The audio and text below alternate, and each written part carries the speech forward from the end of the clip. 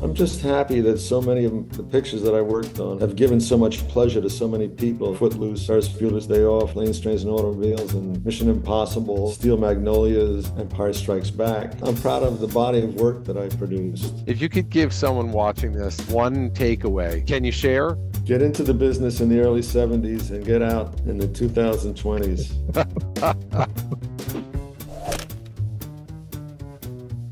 Hey everyone, I am Rafi Salem back with the Manhattan Edit Workshop. Once again, thank you to Josh Apter and Jason Banky for making this all possible. Today we have a very special guest. You know him, you love him.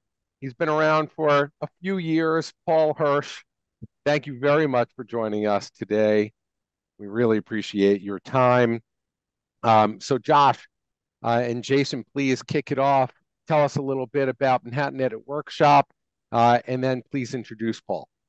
Sure. I mean, look, Manhattan works for over 20 years.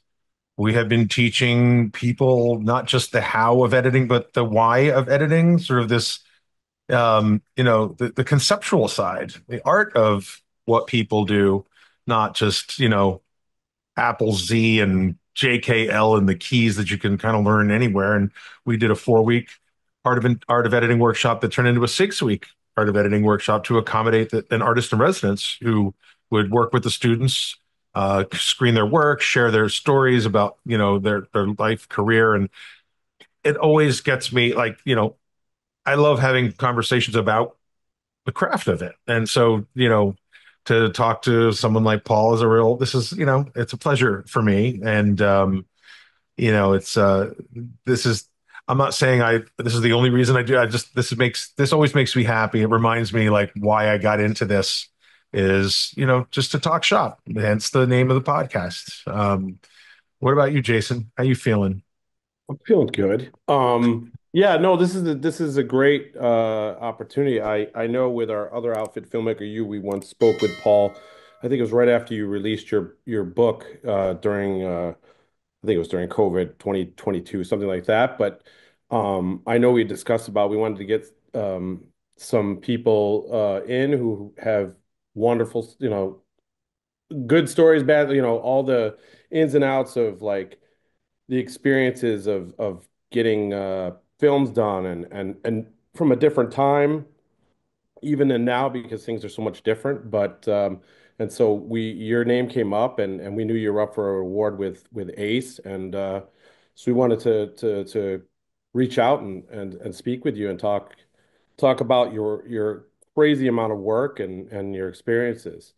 I know Josh and I are huge fans of Star Wars, but your stuff in the 70s and 80s is just, I mean, we were just talking before we got on with you about Brian De Palma and your work with him, right, Josh? I mean, you were his early work. We could do a whole thing about Blowout, but we're not. But we could because I've seen that movie a dozen times, and it's sort of I see something new in it every time I watch it. And it's about a sound editor, so I think it has some meta relevance to the process of filmmaking. It's a movie about making movies, so I don't know. I love it. I think it succeeds more in a way than Blow Up does in terms of accessibility and anyway, we're not going to get too specific now, but yes, big fan of De Palma's and yours too. But I mean, I guess we could talk. I mean, it seems like you worked on a film of his in 1970, which early career from him, or maybe even before then. How did you guys meet each other? I was working at a trailer house in New York. My brother was a junior executive at Universal, and he met De Palma, and they came up with the idea of doing a feature together. My brother produced, Brian directed. There was no script. I think the script was like 3 sheets of 8 by 14 note paper um, about some young guys trying to avoid the draft. It was 1968. It was called Greetings. Greetings is Mhm. the salutation in draft letters. If you got a letter from the government and it started out greetings, you knew you were in trouble. And the picture focused on 3 young guys, and one of them was Bob De Niro. it was not the first picture that Brian had done with De Niro. He did a picture called The Wedding Party, which he co-directed with Wilfred Leach, who was his drama teacher at Sarah Lawrence, I believe. And Jill Clayburgh, I believe, was in the picture. And Bobby was a friend of the groom who was trying to get him to get out of there before the wedding took place. It was on the day of the wedding, and he was trying to convince him to bail.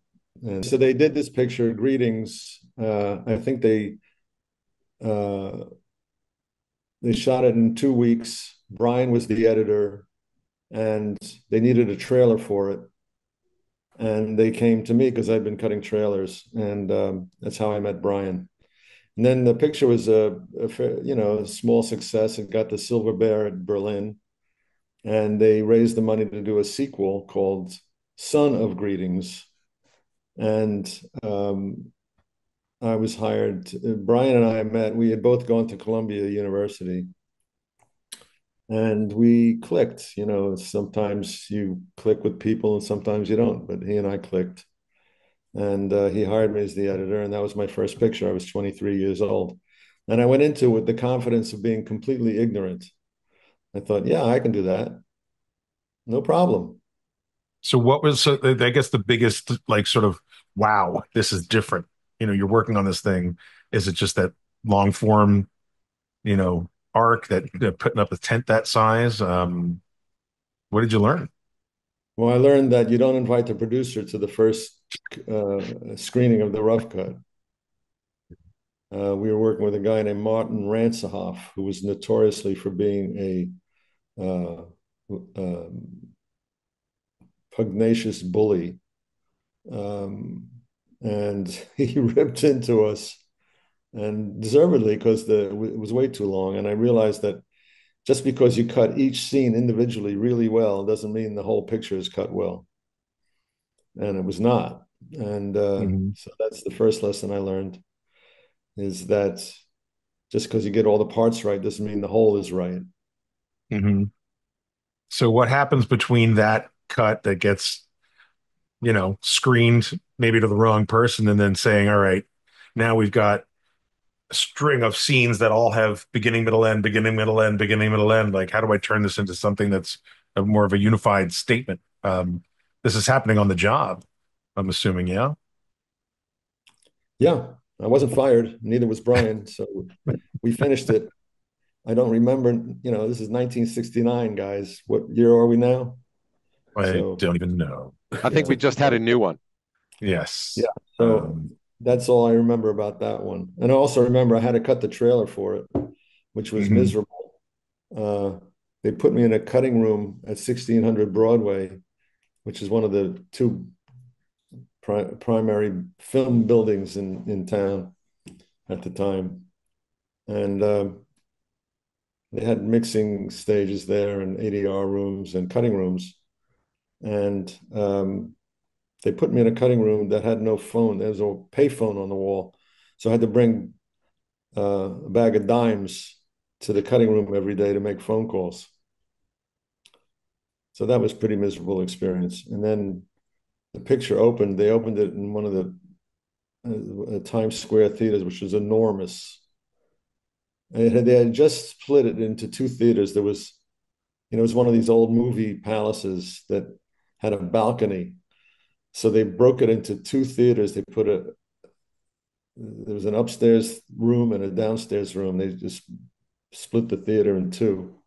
And we were in this enormous theater, and there were it could have held, I don't know, 1,300 people or something. Oh, jeez. And there were 30 of us, and we had all worked on the movie on the first day of release. So it was an enormous flop after all that. So didn't get another picture to cut for another 3 years.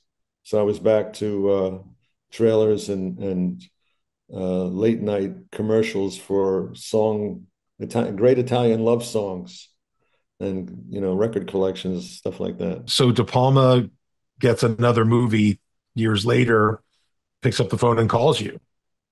Well, the next picture he did was a picture in Hollywood called Get to Know Your Rabbit. And it starred Tommy Smothers, and Orson Welles was in it. And I forget who else, but he got into a big political uh, hassle with Smothers, who I think was one of the producers. And he got fired and came back to New York and did some independent films, which I think he cut himself. They did a picture called Dionysus in '69, which was a recording of a performance by I think it's the Wooster Street Theater Group, an off Broadway experimental theater. That this production Dionysus in '69 was, featured a lot of nudity and violence, and Brian shot the audience and the performers at the same time and ran it split screen because it was sort of a theater in the round. And anyway, so I was still cutting these trailers, and then he got the money to do a picture called Sisters, which Ed Pressman produced, and he had intended to cut it himself again. And it was Sisters is about Siamese twins who've been separated, and there was another twin movie coming out, and Pressman was concerned that we didn't want to be the second twin movie that year, and he told Brian, "We can't wait for you to finish shooting to start cutting. We need to have somebody cutting at the same time." So Brian called me and hired me. That was in '72. Did you beat the other twin movie? I Was there don't even remember. another twin? Uh-huh. There was. It was Robert Mulligan directed it. I forget what it was called. I think we came out first. I don't remember. Hmm. It's over 50 years ago, so you have to bear with me. No, I don't remember things that happened 50 minutes ago. So, I don't remember what I had for lunch yesterday.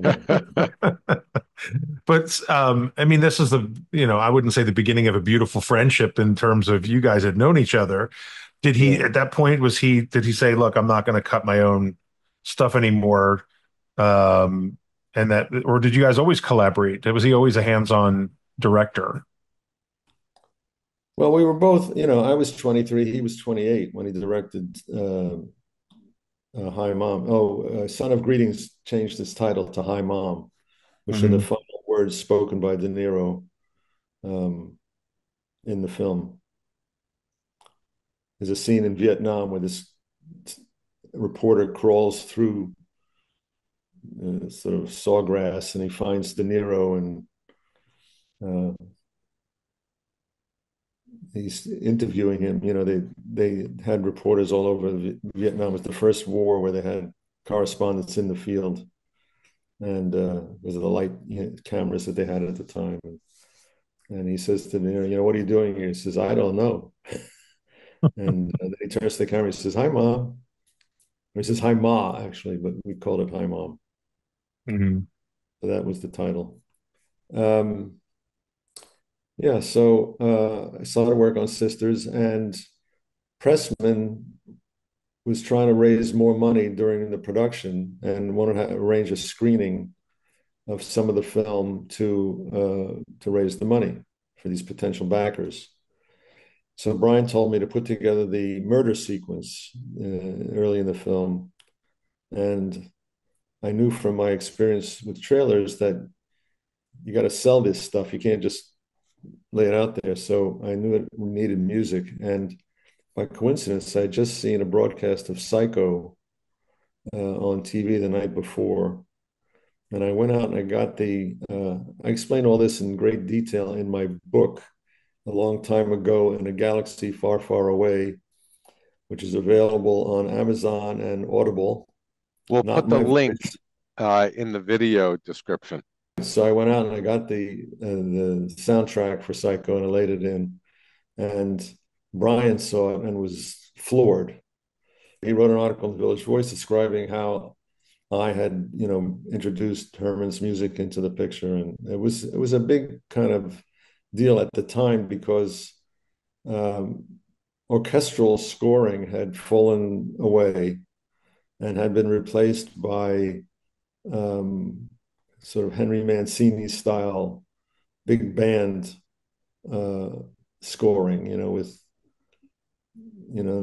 no strings really, and I guess they had strings, but it was a sort of a jazzy kind of thing, and nobody was doing sort of symphonic scoring at the time. And my feeling was that the picture was low budget and looked small, and having a big orchestra supporting it would make it seem like a bigger production. So, yeah, so they had a screening in Los Angeles at a film festival called FilmX. They had a midnight screening at the Chinese Theater, and they showed Sisters. And I remember it was one of the most exciting nights of my life. Of course, it was early on, but seeing this picture that I had been working on for months projected on this big screen in front of all these people was incredibly exciting, and it was a big sensation to have Herman return to Hollywood.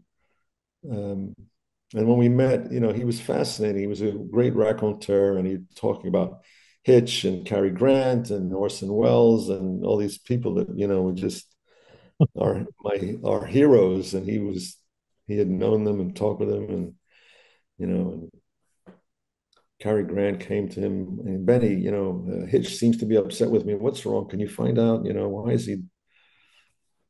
Anyway, he had these great stories, and that experience really bonded us. So that was it. I was his editor from then on. Were you And living, so you were based in New York, but you were flying back and forth pretty because you live in LA now, yeah? well, I didn't move to LA until 1983. I lived in New York most of my life. I had Mm. spent 4 years in Paris as a child. But after that, I went to New York City public schools. I went to the High School of Music and Art, and then I went to Columbia, and then I started working in Times Square. And I thought I spent like 35 years of my life going from 116th Street to 45th Street on the West Side. That was my whole world. You were going back and forth while working on other pictures until that? Well, no, I was working in New York primarily until Carrie, and then um, George Lucas had just finished shooting Star Wars and came through New York on his way back to California, and we screened. Brian and he were friends, and we screened Carrie, which was, I think we had just about reached the final cut at that point, and um, and George's wife at the time, Marsha Lucas, and they flew off to California. And 2 weeks later, I got a phone call from Marsha saying, "Look, we need help. Can you come out here and help us on this picture?" We Richard Chew had been hired to help recut the film. The editor in England who had put the film together had done a job that was not satisfactory, and anyway, they needed help recutting it, and she said, "Can you come out and help?" And I did. Probably one of the smartest things I've ever done for my career. It gave me all the tools that I needed to be able to jump into a new career. Getting myself into a mindset, thinking like an editor, being around people that I can talk to on that level was really invaluable to me. A lot of the things that I learned from that class, I still think about. I loved the classroom. I loved the computer stations. We built a sense of community. And it also instills a lot of confidence in you to take that and go out into the world. After I took the class, I felt very prepared to take the next step. I owe Manhattan Workshop the career that I have right now. Things have been going great, and I really have the Manhattan Workshop to thank for that.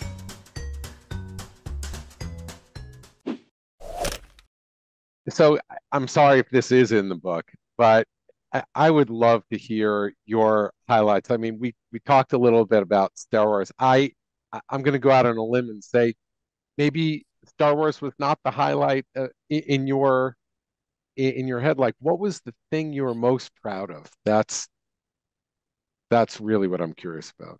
I'm just happy that so many of the pictures that I worked on have become have given so much pleasure to so many people that they consider them worthy of watching over and over and talking about years later. You know, there are too many. I mean, Footloose and Ferris Bueller's Day Off and Planes, Trains, and Automobiles and Mission Impossible and Steel Magnolias and Falling Down and Empire Strikes Back. I know that's that's amazing, and that's only a partial list. How can you say which one I'm most proud of? You know, I'm proud of the body of work that I produced. You know, no, it's yes, that's the resume of a talented and fortunate individual. Yeah, luck. And most people we talk to, they don't consider it luck because there's skill involved. You're not lucky in that sense. You've got good fortune, but you also have the you have the talent to sort of elevate you into a situation to accept that good fortune, right? And it's not dumb luck. You know what I mean? You know what you're doing. You've got the skill as an artisan. You've got the skill with people. You've got sort of like it takes a certain type of and it's a different multifaceted personality, I think, to really it's excel in this field. So I don't know that luck wouldn't lean too heavily on it, but a lot of people who succeed, the luck comes to them to some degree. The fortune comes to them because they have the goods, for lack of a better word. Well, I'll simply say that luck is an essential ingredient. I mean, it seems like you were in New York, right? I feel like the pinnacle of filmmaking in the 70s there. You must have just been crossing paths with editors, sound people, whoever that were all end up being these, like you, this great long careers that maybe they ended up in LA or something. Like what was that like? Just like feel like you were a room away from people and meeting people and talking with people. I knew some of the greatest editors. I was close friends with Richie Marks, who has an extraordinary resume. Terms of Endearment and Apocalypse Now, and I can't remember all the pictures he worked on. He worked with Jim Brooks for many years, and Richie was a great friend to me, helped me out a lot. And Jerry Greenberg, who was a spectacular editor. After I did Star Wars, George offered me The Empire Strikes Back, and Brian was getting ready to direct Dressed to Kill. And he said to me, "What am I going to do? Who's going to cut my movie?"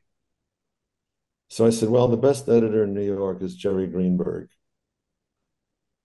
If you could get him, you'll be fine." And then it worked out. Jerry was skeptical. He thought Brian, he sort of had a sort of snobbish attitude toward Brian. But then when he started working with him and getting the dailies, he fell in love with the work. Brian's movies are unlike anyone else's. They're wonderful, complicated jigsaw puzzles that are meant to go together in a particular way, but he doesn't tell you how. You have to sort of suss it out, which makes it a lot of fun. And it's very visual storytelling. He disdains dialogue for the most part and tries to communicate things visually. Nobody moves the camera like Brian. Nobody designs set pieces like Brian. I think he's underestimated. He has flaws, that get in the way of a more widespread appreciation, I think. But anyway, so Jerry, cut Dressed to Kill, and it was a big hit. I think probably bigger than Carrie. I don't know. Carrie was a pretty big hit. But I thought to myself, what have I done? I've introduced Brian to this is like your replacement. Like Wally Pipp, who takes himself out of a baseball game and replaced by Lou Gehrig, who's played in 1,700 games in a row from that point on. So I thought, what have I done? I've ruined my chances with De Palma. Um, So Jerry got a number of pictures for Brian, and then later he and I both worked on Mission Impossible because when they started shooting, Brian had hired Jerry. By that time, I had moved to the West Coast, and he hired Jerry to do the picture. They were shooting in London. And then the studio decided they wanted to bring the picture out at Christmas instead of the following spring. And he decided, they all decided they needed a second editor, and he offered it to me, and I took the job. And Jerry was the lead editor on that. And a few weeks into production, Brian fired Jerry. Yeah, God, I heard that Wally Pipp story such a long time ago. It's so funny to hear that name again. It's an old one, a good one. I was going to get back to you don't necessarily make your luck. Malcolm Gladwell says, you're in the right place at the right time. And going back to what Jason said, I mean, you were in New York at the right place, right time. You had gone to Columbia. You knew the right people. What I'm curious about is what motivated you or what moved you from New York to the West Coast, to LA. Well, after I did Star Wars, I started getting job offers that I hadn't gotten before. And one of the jobs was a picture called King of the Gypsies, written by Peter Maas, and who had written Serpico, and produced by Dino De Laurentiis and directed by Frank Pearson. And it was cut in LA. So that was my first experience working in LA. It was in 1978. And we rented a house temporarily in the Hollywood Hills with a swimming pool. And I thought, this is kind of nice. I like this. I could get used to this, I remember after Star Wars, we had flown back to New York. When Star Wars ended, we flew to Hawaii. Marsha Lucas had been on me that she says, when this picture is over, you've got to go to Hawaii. There's this great place on the Big Island called Kona Village. This is where you have to go. And she, so she talked me into it, and it was great. It was fantastic. And we had been moving around, and I had a second child. We had a son at that point. So here we are with two kids, and we're bouncing around from New York to London to San Francisco to LA. And it's okay when the kids are little, but my daughter had gotten to school age, and we wanted to be in one place and not have to move so that she's always the new kid in the class. And we thought of the three, I could have stayed in San Francisco, but there's hardly any work there. You have to be lucky to have a career as a feature editor there. New York was uncertain, and LA was uncertain, but we thought the better chance of not having to bounce around if we live in LA, and it turned out it worked out as we had hoped. Once I moved there, I had to go on location from time to time, but my daughter never had to change schools, and the kids had very stable upbringings, and they both did very well. My daughter is an editor now. She worked for me as an assistant, worked her way up, fighting off all the Nepo baby insinuations, and then my son became a mixer in New York. You may know him, Eric Hirsch. He works out of Goldcrest. Oh, nice. And Jeff Wolf, yeah, I'm assuming. Yeah. His son, that same. I mean, I don't know how much he was fighting the whole Nepo baby thing, but he worked. I mean, if you prove yourself and you up through the ranks, you deserve what you can get. My son won a couple of Emmys for can't remember the title, the chess series a couple of years ago. The Queen's Gambit, yeah. Yeah. He got 5 awards for the show. Yeah, Wow. that was So fantastic. you didn't Landing say to two your golden kids, don't wheels. do this. You didn't discourage them from this kind of work. You No, I were said, okay. this is the only kind of work I can help you get, actually, so. I feel like, to some degree, you're only as good as the last thing you've done, and there's no true job security. It's a tough beat. And look, if you love doing it, you got to do it. But it's like, you know, um, people ask me about that sort of stuff, and I feel like it's like there's nothing else you can do, you'll know it. But if there's something else you can do, you might want to try it because it's hard. It's a tough, Yeah. I mean, you might as well you might as well love it because I think it's all hard. Yeah. So that's a good Mm. segue, Josh, because we're over time. We don't want to Good. take up Paul's time, but what we like to end what we like to end with, Paul, is that this is the hardest question that I'm going to ask you.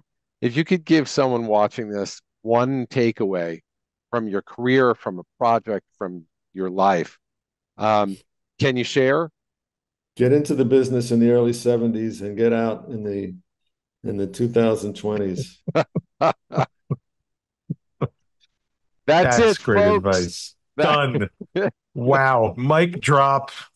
Um, by the way, If you're getting into the business now, my suggestion, when I meet young people who want to get into the business, and I say, it's all very well and good, but if I were you, I would develop a plan B. If I were a young aspiring editor, I would try to get myself into video games because that's where the audience has migrated. There's, the audience for films is getting older, and the young people are more interested in video games than they are in movies. The movie business is like a $200 billion business, Mhm. and the video game industry is an $800 billion business. Yeah. And that's where the money is, and that's where the audience is. Yeah, video games, the stories and plots and everything else it's a whole. Paul's 100% right. It makes money, and you don't have to pay all the crews that you have. And he's not Mhm. wrong. So, Jason, now that you heard Paul's takeaway, what's your takeaway? And Josh, what's your takeaway? And then we'll wrap things up. I think to quote Yogi Berra, it's never over till it's over because he got his job back with De Palma. So I think I appreciate that story that you remain friends, you remain all that, and ultimately you end up making some more great films with him. So I know we're talking a little downer on getting out of the film industry, but relationships. I think anytime we have talks with people, it's relationships are paramount to a great career, no matter whatever you're doing. That's my takeaway. All right, Josh. I'm not sure I can come up with a better takeaway than that.